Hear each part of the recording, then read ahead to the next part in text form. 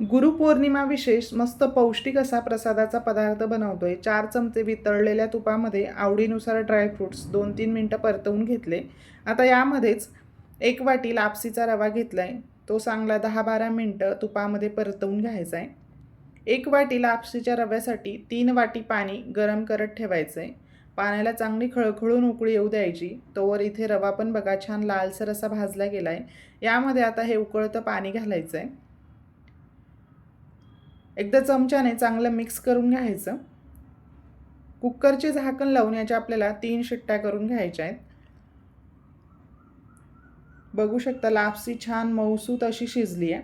आता यामध्ये 1 वाटी बारीक चिरलेला गूळ घातला. चांगलं मिक्स करून घ्यायचं आहे. गूळ वितळला की यावर आता 2 मिनिटासाठी झाकण ठेवायचं. ड्रायफ्रुट्स घातले, वेलची जायफळची पूड घालायची. मस्तच अशी आपली ही गव्हाची लापसी बनवून तयार झाली. धन्यवाद.